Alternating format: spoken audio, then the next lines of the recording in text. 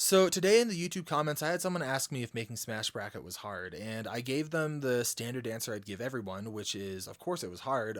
We had a ton of viewers, all things considered, which added a lot of pressure, and on top of that, episodes took like hours and hours and hours. I had to learn how to edit, I had to learn how to do sound design, I had to learn how to write. I had to find talented animators. I had to figure out how to give them good revisions and how we could work collaboratively. I had to find a way to work with voice actors and discover voice talent and how to edit all of those files to come together. Thankfully, I didn't have to do much work with Sky, our musician, because they are just a gift from above. And they took care of all the music stuff for me right up till the end, basically. And so that was the one thing I didn't have to worry about. But there's also another side to it, which is why I actually had to stop that I haven't gone into a ton of depth publicly about. And I'm not going to overshare or anything. This isn't going to be any kind of triggering content. I really want to be able to maintain a private life about this. But I do want to talk about what it was like running such a big series with bipolar disorder, because the journey of Smash Bracket is very much mirrored by my journey with bipolar disorder and how that's affected things. Um, it all started back on the Ink Thinks YouTube channel, my personal one, where I was making content, and with each video I was getting more and more excited. I was never having down spells with it, really. It was just pure excitement and adrenaline each time a video took off. And the first time I decided I was going to make Smash Bracket, I remember it very vividly. I had been up for 2 days in a row. It wasn't concerning to me at the time because I didn't know I had bipolar disorder. But I was so ambitious. I was like, we had a bunch of really good videos, and it was more than I've ever really made on YouTube. We made $1,800 this month on Ink Thinks. Like, that's ridiculous. I don't want to have that. I want to put that back into the community. And so how can I do that? My answer was not let's make a fight animation. It's let's make 85 fight animations.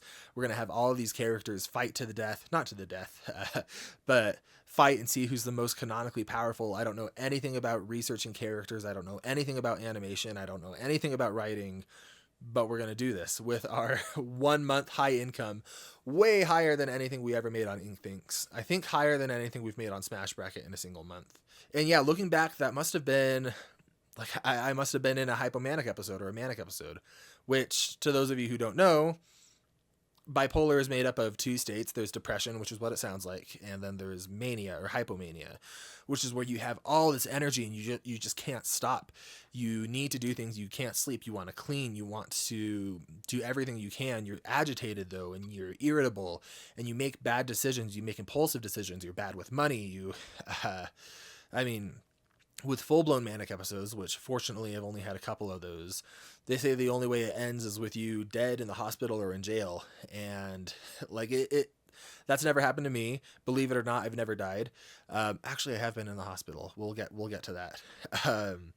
But it's not good. And so even at the very beginning of Smash Bracket, my journey with bipolar was in the DNA. And it started off really small with Link versus Ridley, and I posted it, and I loved the reaction I got.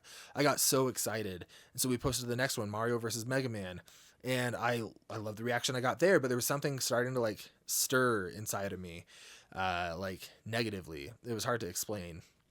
But we posted more and more, and with each one, I wanted to step up the quality. I never wanted a viewer to see an episode and think, well, is this as good as it's going to get?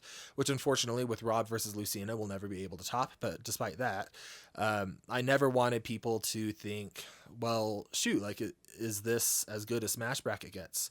I never wanted that, and not for me as like a pride thing, but I wanted to always be giving back. I'm so grateful for this opportunity to speak to so many people and show them what I make. I want it to be as good quality as possible. So I started using this energy and learning how to edit. Before Smash Bracket, I'd never edited in After Effects a day in my life. And then I'm completely self-taught there, and I'd never used Adobe Audition for sound design. I'm completely self-taught there. But I just started adding these things with each episode. And I remember things started to get abnormal. With Ink Thinks, there had never been a single video that I didn't edit in one sitting. And I kept that mentality with Smash Bracket.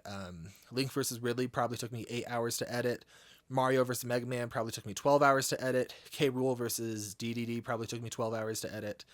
And then we got on to Marth versus Meta Knight. That took me a long time. But when we got to Falco versus Captain Falcon, I remember I was up for 3 days straight. I didn't sleep an instant.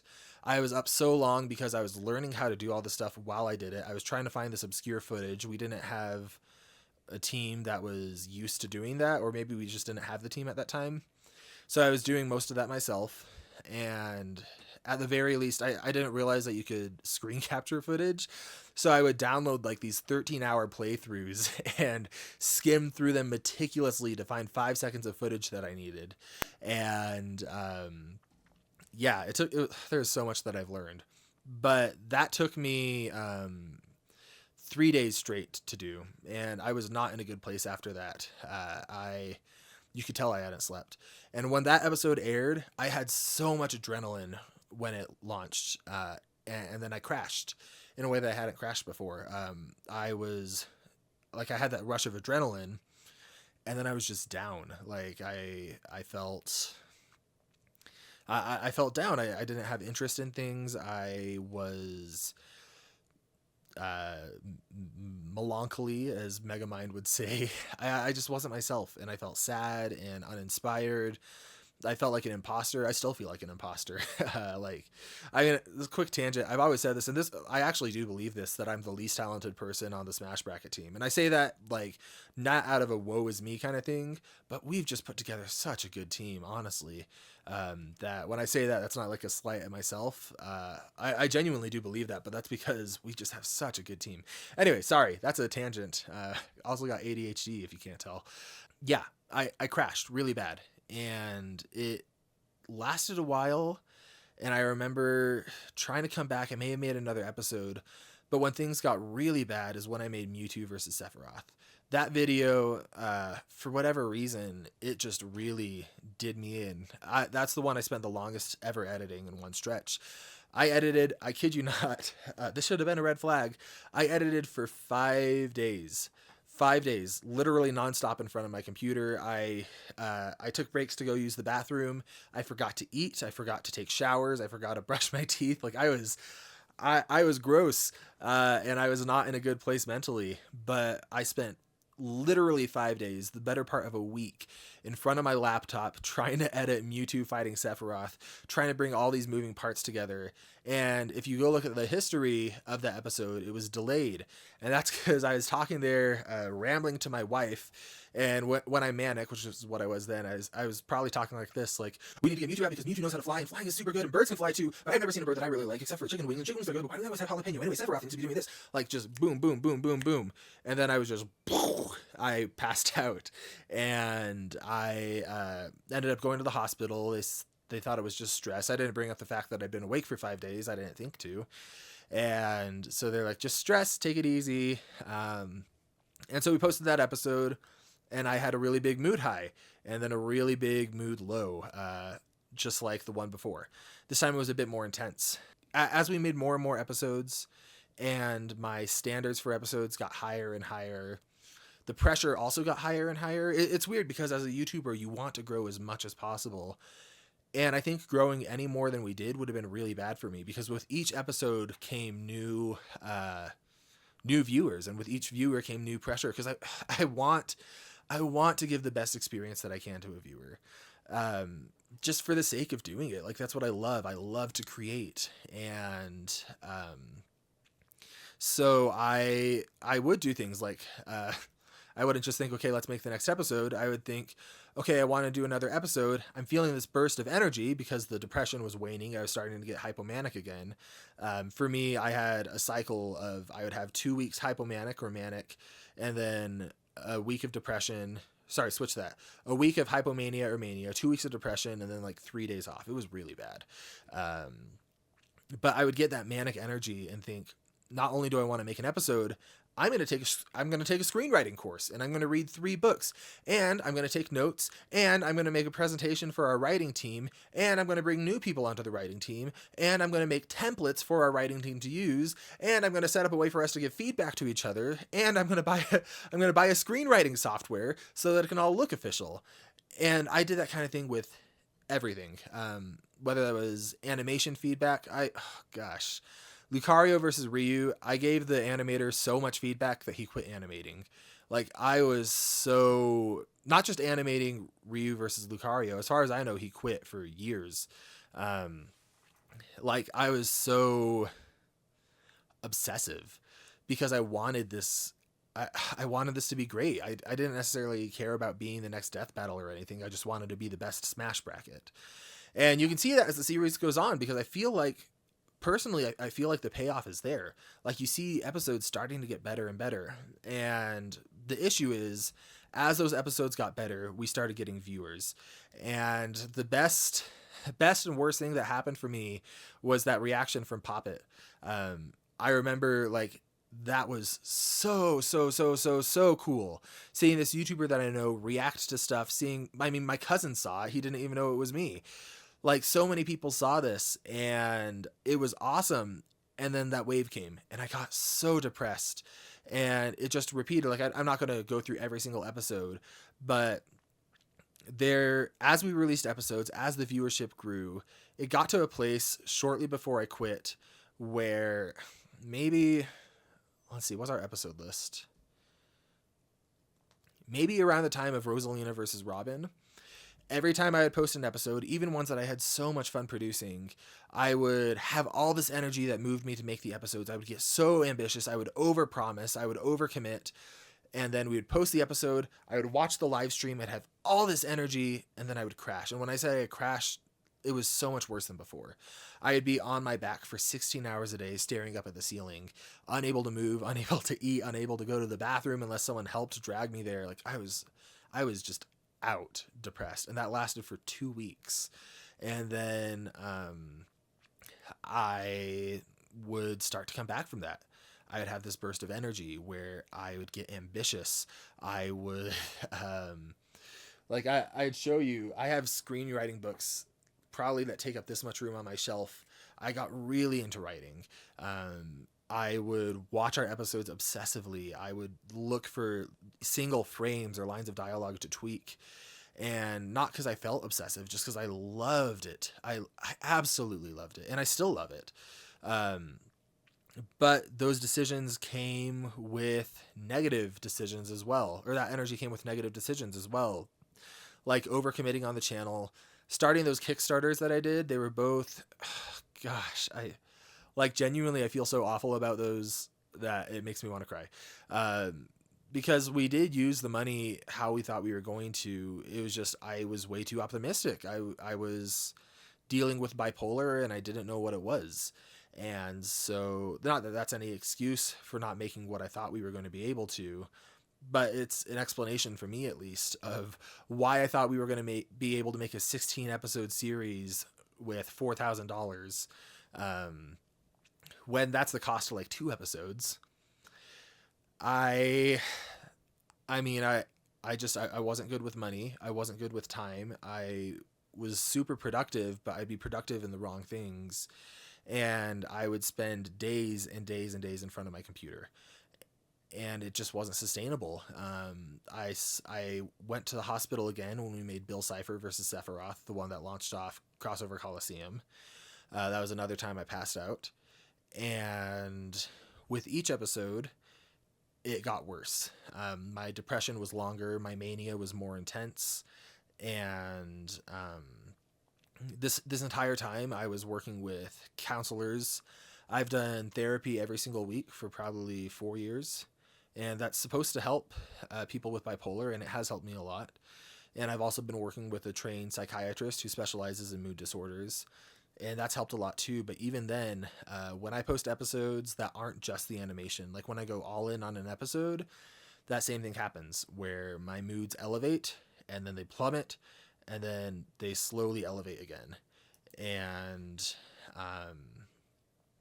it sucks because I love it. I love making Smash Bracket so much. But working with my team, like my medical team, come to realize that really, like, there's no safe way to risk a manic episode. You can also have what's called a mixed episode. I get those as well, where you have all of the highs and energy of mania and all of the lows and depression of depression, and it happens at the same time. And you can't understand it unless you felt it. It's like you have all this energy and you can't do anything about it. Like bugs are crawling on your skin. You want to tear yourself out of your skin and run away. Like you just, oh, it's awful. And it's a super dangerous state. That's when people are at the most risk for suicide with bipolar. And there's mixed episodes and there's also full-blown manic episodes. I recently had one of those where I had gone to Arizona traveling. I didn't sleep for a night. And then I was in the Phoenix airport dancing like a madman, singing out loud, talking super fast about how much coffee you could fill a guitar, or how much coffee you could put inside of a guitar and what a guitar-sized coffee would look like. Like I was psychotic. I was hallucinating. It just wasn't good. And that kind of energy, not quite that bad, but that would happen every single time I posted an episode. And so, like I said, I've been talking 16 minutes. I don't want this to be like a woe is me kind of thing. But I do want to explain both so that people can understand a bit more why I had to end it, as well as understand what bipolar looks like in a content creator. And it's different for everyone. Not everyone's going to have it in the way that I do. Plenty of people have it worse. I'm like across this project, I've been so fortunate. I'm fortunate to have a team who's been able to lighten the burden for me. I'm fortunate to have a medical team who's been there to support me. I'm fortunate that I don't have bipolar worse than I do. Like everything could be so much worse. And at the same time, it just, like, I hope by listening to this, you've seen it's unsustainable for me. I can't make a single normal episode ever again, I don't think. And like that sucks. But it's just not it's not worth that risk of dead, hospital, or jail that comes with manic episodes. And it's not worth the depression where literally 16 hours a day, 2 weeks in a row, laying on my back, staring at the ceiling, not even able to listen to music, kind of depression. And it sucks. But that would happen every single time I posted an episode, is both of those. And it's the blessing and the curse, because in one way, the channel wouldn't have started if it weren't for me having bipolar. And the quality wouldn't have been anywhere near where it was if it weren't for me having the ambition to do what I did. And if it weren't for me putting together such a dang good team. Gosh, I love my team. Like, everyone is so good. Oh, it makes me mad sometimes how talented they all are.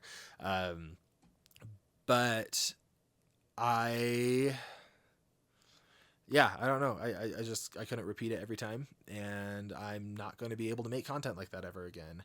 I am writing books. So far, that's going really well for me. I have a writing channel I've been working on. Jacob Penrod Writes, or Ink Writes. You could look up either. And so I'm working on fantasy novels. That's a much lower key way of creating. It's still a good outlet for me. But I can't let it grow. Like, I think if that writing channel ever took off, I'd be in just as bad of a place. So I'm intentionally making suboptimal content, which is so hard for me. But anyway, I'm rambling now. This is almost a 20-minute video. I don't know if anyone's going to actually listen to all of this. But if you do, I hope you learned something. I hope it's given some insight into the behind the scenes of the channel of how my mental illness is, like, it's not, it counts as a disability, but it's not just a disability. It's something that's made me who I am. It's made the channel what it is. It's given me strengths and helped me discover things about myself. And I hate it, and I wish it would go away, and it never will, and it'll be here till I die. But it's not all bad. And yeah, I'm rambling. That's what it's been like to be a content creator with bipolar. I've wanted to make this video for a long while, and I hope that it's been enlightening. And I'll see you all when we make our next video over on Smash Bracket.